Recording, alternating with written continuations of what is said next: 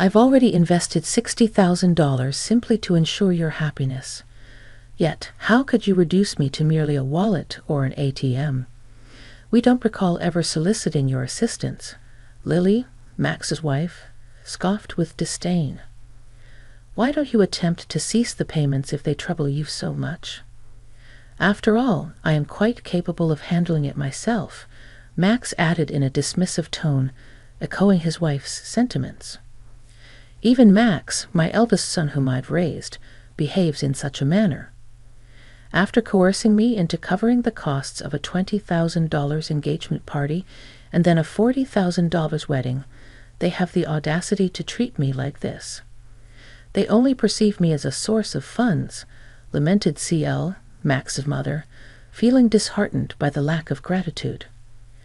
I must have made a mistake in raising my son. I'll never allow them to manipulate me again, CL declared, firm in her resolve. I've heard you loud and clear, Max retorted. Are you sure about that? You know we won't let you see your grandchild, right? He threatened. You don't have to. I'd be more than happy to discontinue the payments, CL responded calmly. From that point on, Max and Lily faced a steep decline in their fortunes, having treated CL like a bottomless source of money. My name is Chloe. I'm 56 years old. I've been struggling alone ever since my husband passed away 12 years ago. Between my job and raising my 2 children, I've always had my hands full, Chloe reflected on her life. I'm currently an executive at a decent company that I've been with since before I got married. To the outside world, I guess you could call me a career woman, she continued. The children, who were high schoolers when my husband died, have now graduated college and are working. So I'm a bit relieved. I just wish they'd settle down and start their own family soon, Chloe sighed, contemplating her future. Living comfortably in the condominium that she used to share with her children, Chloe's life took an unexpected turn when Max called her one day. I want to introduce you to a woman I'm thinking of marrying, Max said excitedly. Delighted, Chloe agreed, and when Max brought Lily, his fiancée, to meet her, Chloe couldn't help but be proud. Nice to meet you. I look forward to getting to know you, Chloe greeted Lily warmly. The woman Max introduced as Lily was a receptionist at his company, strikingly beautiful, and Chloe couldn't help but feel pleased that her son had found someone like her. Congratulations to you both. I'm here to support your happiness, Chloe said, beaming with joy. Their conversation flowed, and eventually the topic of the engagement party arose. We're planning to have an engagement party soon, Max informed Chloe. I need to start preparations. Then, Mom, could you cover the $20,000 cost for the engagement party? Max sprung the request on Chloe, his mother, taken aback by the hefty sum. Chloe hesitated momentarily. I thought the average cost was around $10,000. However, seeing their happy faces, I couldn't refuse and agreed. Of course, it's a happy occasion, she conceded. Later, Chloe's eldest daughter, Mia, paid her a visit. How's work going? The deadline was yesterday, Chloe inquired, concerned for Mia's well-being. I'm managing well, so don't worry, Mia reassured her mother. A manga artist, Mia hadn't yet struck gold with a major hit, but managed to make a living through her series. With her talent in drawing and her love for manga, it seemed like the perfect fit for her. By the way, Mom, Max is getting married, isn't he? Mia inquired. Yes, he came by the other day with his fiancée, Lily, to introduce her. They've asked for $20,000 for the engagement party, Chloe informed Mia. Wow, $20,000 is a hefty sum for sure, Mia remarked. It's not like that. Apparently, they're going to split it for their wedding funds and to send gifts of gratitude. Is that how it works? Chloe wondered aloud. On the day of the engagement party, Chloe handed over the promised $20,000. Both Lily and her parents looked delighted. We'll use this to start our new life together, they exclaimed, stashing away the money. There were no gifts of gratitude that Chloe expected, but she reminded herself that this was typical of engagement parties. As long as they could have a happy marriage, she reasoned, it was okay.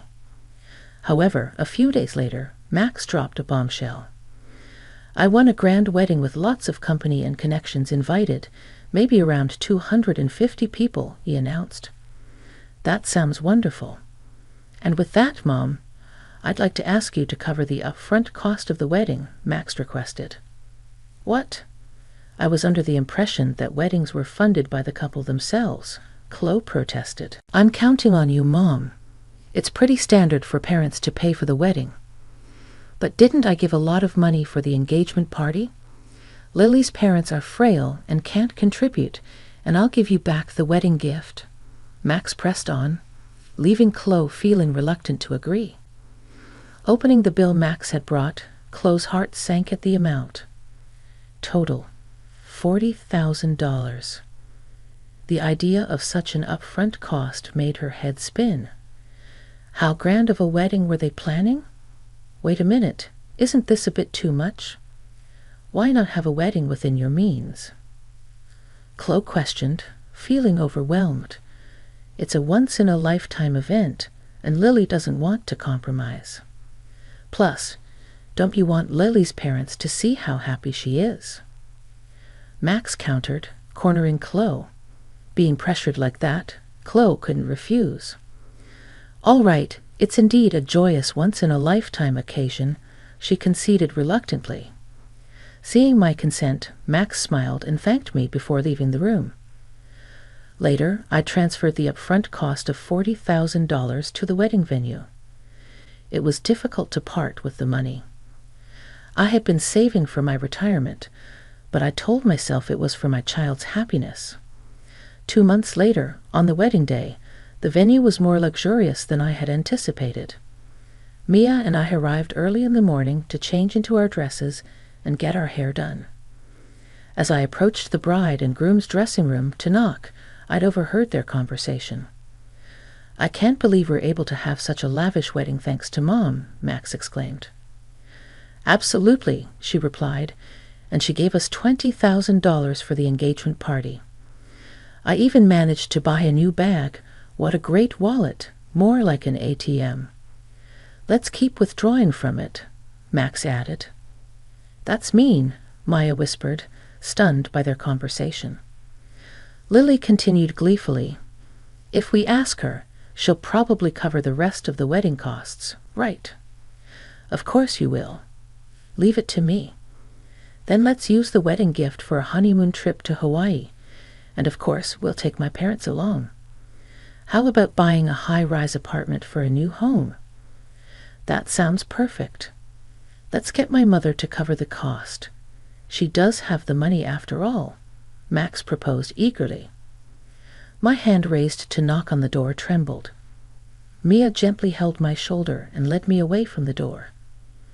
Breathing slowly, I grasped Mia's hand, which rested gently on my shoulder, and whispered, Mia, there's something I need you to look into when the ceremony starts. Of course, Mom. Leave it to me, Maya reassured me. And so Max and Lily's wedding commenced, from their vows in the chapel to the toasts at the start of the reception. My mind was consumed with the conversation between Max and Lily earlier. Even as the MC introduced me and the spotlight fell on me, all I could manage was a bow. Mia, who had been circulating and offering toasts, returned to me. Mom, I checked with Lily's relatives. Both of her parents are perfectly healthy. That's horrible. We need to confront them. I'll be right there with you, I declared. Just as Mia and I spoke, it was time for the first wardrobe change. Lily exited first, followed by Max. As Max emerged, the MC announced, Now the groom will exit, escorted by his mother, Kay, who raised him single-handedly. Summoned, I walked down the aisle to meet Max, a little tipsy and in high spirits.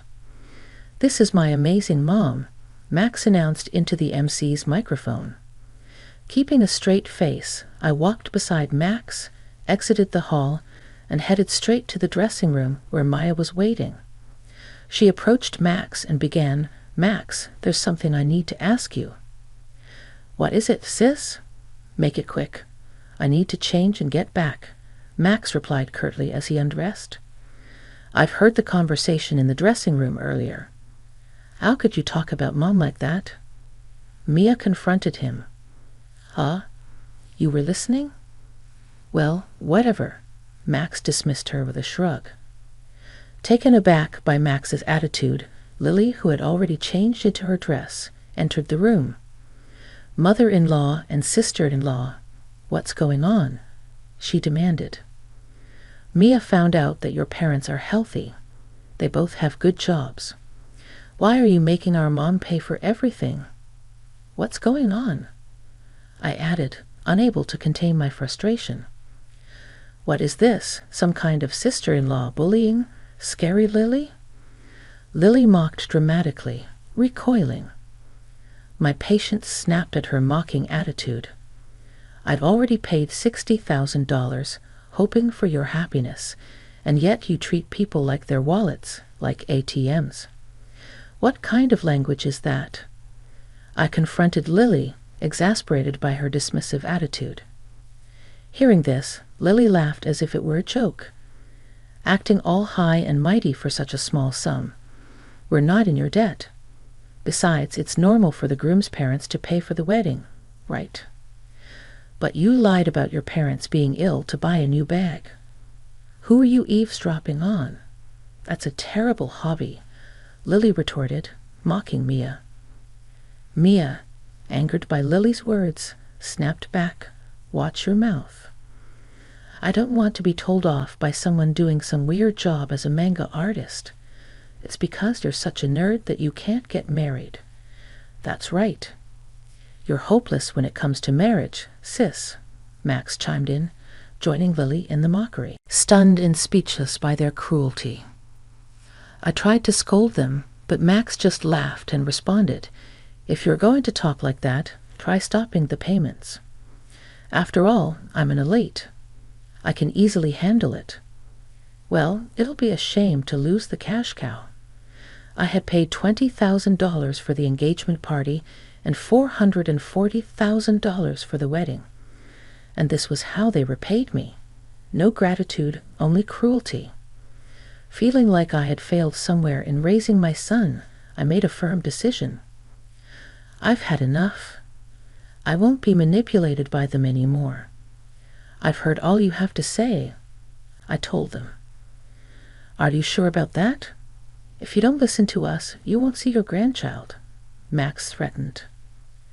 "That's fine. You don't need to bring them over.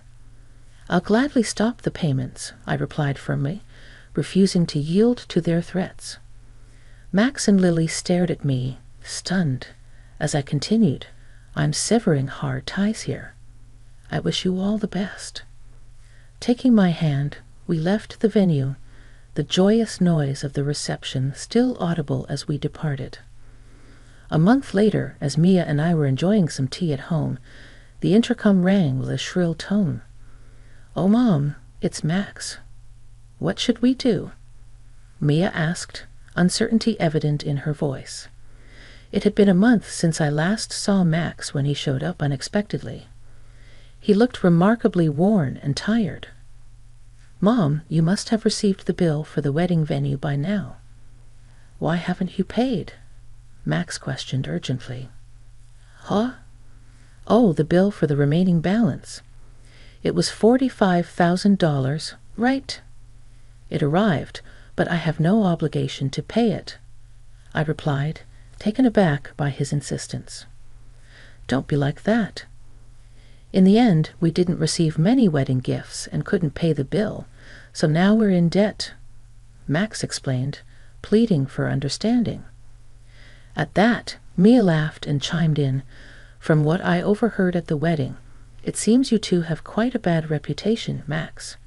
You've been throwing your weight around at work, doing hazer jobs, and Lily, you've been putting down other women, flaunting your looks in marriage. I can see why people wouldn't want to give wedding gifts to people like you. Hey sis, stay out of this. Max snapped, clearly annoyed by Mia's comment. I sighed deeply. You too. It's not just me you haven't been considerate of. It's everyone around you. The wedding expenses are your own doing. Please pay them yourselves, I pleaded desperately. Mom, I'm in a bind here. Lily can't control her spending, and even her parents have started to take advantage of me. Lily's love of money isn't exactly a new revelation, Mom. Plus, having seen Lily, I can easily imagine her parents behaving the same way. Please, Mom, think about helping us. Give us some money, Max pleaded. I replied, you were the one who said I'm an elite, and it'll be a piece of cake. You told me to stop making payments, didn't you? And didn't you say that we were severing our ties? I have no obligation to give you any more money. Mom, don't call me Mom. I don't want to be called that by someone who has only ever seen me as a cash cow. To be honest, I'd like you to repay me for the wedding and the engagement party, but I'll write it off as a settlement payment. Now please leave, I declared firmly. Max, who had looked shocked, now had a malicious look on his face. Hey, are you really okay with this, Mom? Cutting ties with us like that? How will you spend your old age without a husband? Don't you want to see your grandchild? He challenged. Before I could respond, Mia intervened. Don't worry about that. I will be by Mom's side. And what can an unsuccessful comic artist like you do? You can't even have children. Shut up, Max, she retorted sharply. Max, frothing at the mouth with anger, sneered. Ah, so scary. Sure, you mock me as a failed manga artist or an otaku, yet my manga was among the top-selling Teo manga this year. Did you know it's set to be turned into an anime movie next year? Suffice to say, I'm in a much better financial state than you and your debts. At this point, Max noticed something. Hey, is that? Yes, that's what's happening, Mia confirmed, flashing the ring on her left ring finger. I'm getting married to my editor. He's a big shot at a major publishing house, a real high flyer. So we can take care of Mom. We don't need you anyway. We never intended to have our children care for us. Thanks, Mia. We're having a wedding, but we'll handle everything ourselves. We'll invite Mom, but you don't need to come, Mia concluded, leaving Max stunned. I said, did you get it now? Never bother us again. With those words, Mia and I steadily pushed Max towards the front door and firmly locked it. Max made a fuss outside, but after ignoring him for a while, it became quiet. A year passed since then. Right after that incident, I sold the house to avoid Max and Lily's visit and bought an apartment with elderly services for my old age. According to a neighbor from my condo, Max and Lily showed up and created a scene, asking why I wasn't there. Hence, I believe my decision was the right one. As for Max and Lily, they'd abandoned their dream of a luxury high-rise apartment and now live in a cramped space. Max, it seems, was demoted after his actions were reviewed. Perhaps hurt from falling from his elite status, Max worsened his attitude towards others. Surprisingly, he's not fired yet. Lily, who quit her job upon marriage, continued to splurge for a while, but their funds quickly ran out. Even with their debts, Lily's luxurious habits did not change, and her parents continued to demand money. Apparently, they quarrel daily. I hope the two learn the hardship of earning money and appreciate the people around them and grow up, but that might be too much to ask from them. I still maintain a good relationship with Mia. Mia's husband is a good man who treats me well, and they are expecting a baby. I plan to spoil my lovely daughter and grandchild, and looking forward to it keeps me working every day.